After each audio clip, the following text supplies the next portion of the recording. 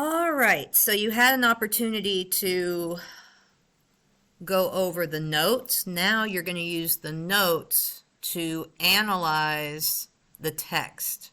So the first thing we're going to look for is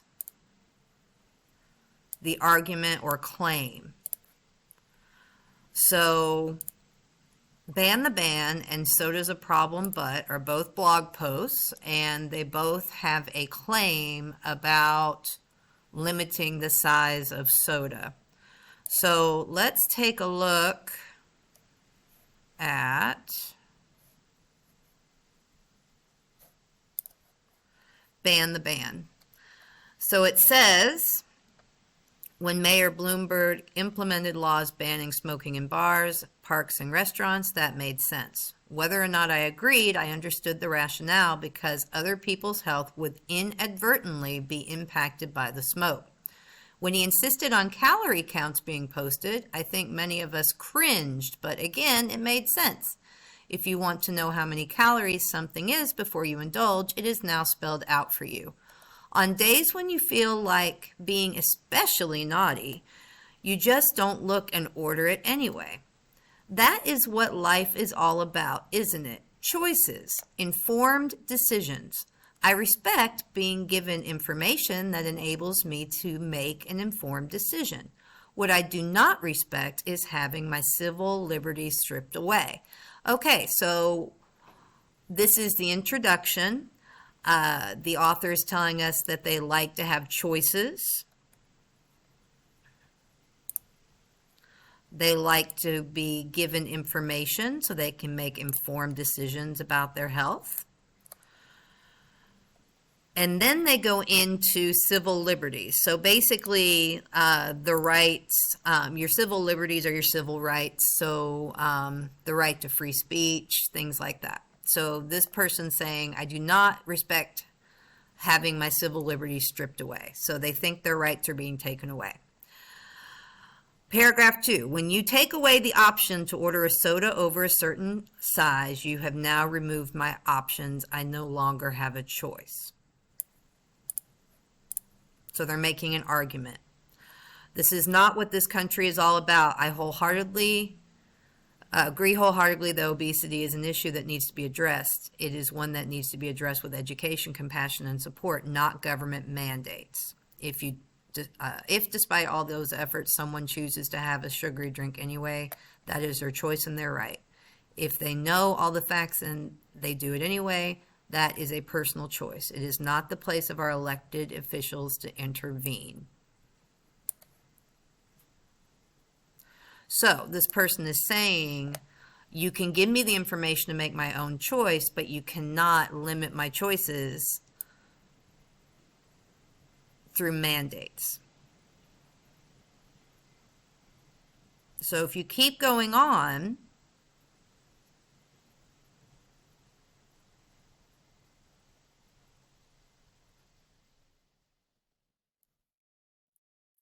the author goes on to talk about choices. So we know that the author doesn't want the government making our decisions for us, but we need a little context. What choice is the government limiting? Because the author is not really telling us, they're not being clear in their claim. So we go to the background. In 2012, New York City's Mayor Bloomberg pushed for a law limiting soft drink sizes as part of his focus on public health. The law won the approval of the city's Board of Health, but industry groups claimed it was illegal because it interfered with consumers' choices. So we have to infer, when we go back to the writing,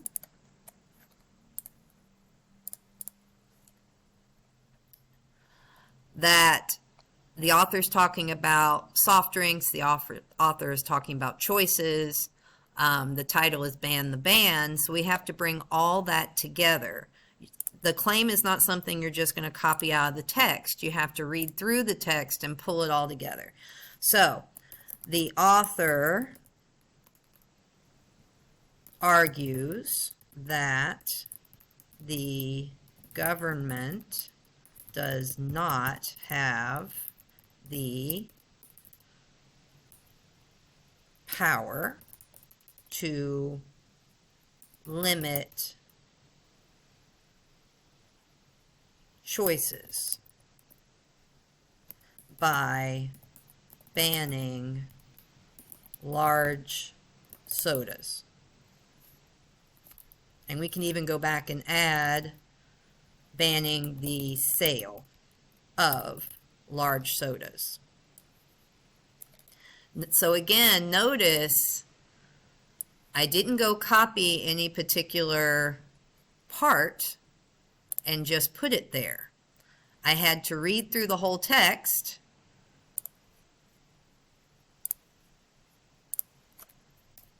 and then in my own words come up with the claim. So as you go up into higher text, up into more sophisticated texts, adult texts, the claim is not always going to be just one sentence that spells it out. You have to read through the whole thing and go, okay, what is this person talking about? Well, choices, all right? Well, what choices are they talking about? Well, I'm not quite sure. They're talking about food, so it must be connected to food. Well, what's the context of this? Well, this piece was published when Mayor Bloomberg had just done the ban. So I can infer that the author is arguing that the government does not have the power to limit choices by banning the sale of large sodas. Now, what I would like you to do is I want you, with your partners, with your class, to figure out the claim for the second piece. So the second author also is against banning soda, banning the sale of large sodas. But this author, Klein, the second author, has another set of reasoning and another set of evidence to support the claim. So I want you to go in and figure out what the claim is for the other author.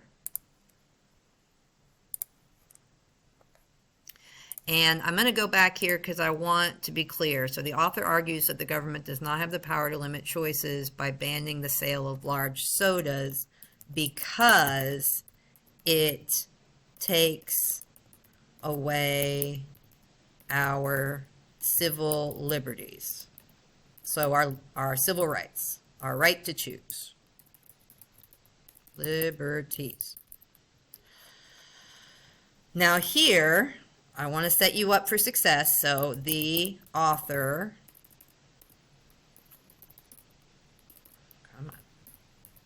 argues,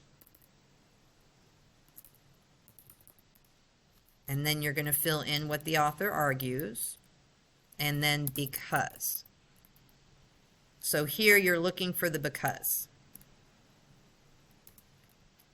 So the author argues blank because. So I want you to do that on your own, and I want to see how you do with it. Okay, number 2, and you might want to stop there. If you want to work on number 1, you can stop the video, work on number 1, then come back to number 2. Number 2, what example of overgeneralization is used in paragraph 2 of Ban the Ban? Well, let's go to paragraph 2. So, paragraph 2, when you take away the option to order a soda over a certain time, you have now removed my options. I no longer have a choice. So if we go back to hasty generalization or overgeneralization, overgeneralization is a conclusion that overstates the facts. So the author, if we go here, is saying, I no longer have a choice if you take away my right to order a soda of a certain size. Well, that's an overstatement of the facts. If you sit back and think and reason out that statement, the author still has a choice. They could order 2 sodas, in a smaller size. They could choose not to order soda at all. So they do still have a choice. And so this is a reach. It's an exaggeration. So this is a good example of overgeneralization. When you take away the option to order a soda, you no longer have a choice. You're not taking away their options. You're removing one option, but they still have other options. So that's an overgeneralization. So you would go to that part of your paper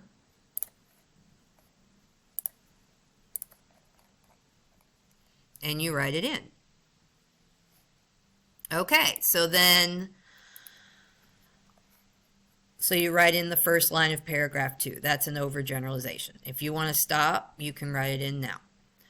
3, what is one example of slippery slope fallacy that the writer uses in paragraph 4 of Ban the Ban? Now, I haven't given you a line for that, sorry. You might have to put it on another piece of paper. So what is one example of slippery slope fallacy? So you're going to go find an example in paragraph 4. So you need to go back and look at what slippery slope is. Slippery slope asserts that a relatively small step will lead to a huge catastrophe, a huge significant effect. So we go to paragraph 4 and we look for it. The people of New York need to show our mayor that money can't buy. Let me make sure I'm in the right place. Yeah. People in New York need to show our mayor that money can't buy him everything. He says he's going to fight back to get this pushed through. So you're going to read through this and you're going to find a place where he said, or where the author says, if this one thing happens, banning sugary soda is going to lead to a huge, huge effect. Now, I'm not going to do that one for you. You're going to find that one on your own. So you might want to stop the video and go over that one. Okay. What evidence does the author of Soda's a Problem but include to support the argument? So here you are looking for facts. Things that I can go find. So looking for facts. So we go through.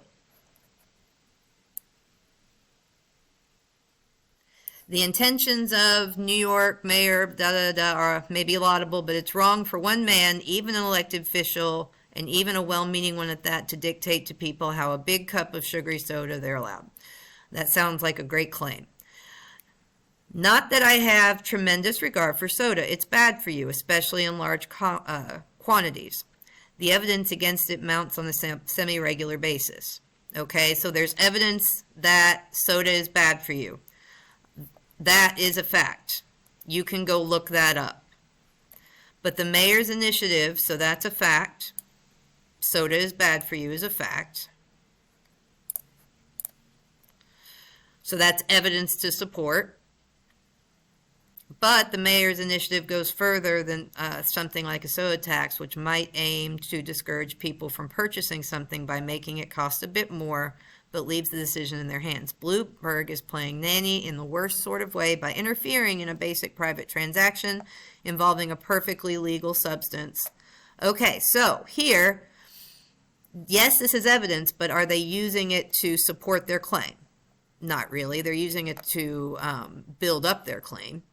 So here, is soda a perfectly legal substance? Yes, that's a fact. Is he interfering in a private transaction? Yes. Buying soda is a private transaction. That's a fact. In restaurants and other establishments overseen by the city's health inspectors, it would have been illegal to sell a serving of most sugary drinks. That's more than 16 ounces. So this is a fact. The ban would cause something illegal. That's a fact. Convenience stores such as 7-Eleven are overseen by the state and would be exempt. But a Burger King would be restricted. So you can go look this up. That's a fact. A pizza restaurant would not be able to sell a 2-liter bottle of soda that would be shared out among the children in a birthday party, but they could still have a 16-ounce cup. The inherent contradictions that make it easy to sneer at such rules have been well reported and were a good part of why earlier this week a judge stopped the new rules from being implemented. But he also pointed out a deeper problem. Bloomberg essentially made the decision himself. Is that true? Yes, so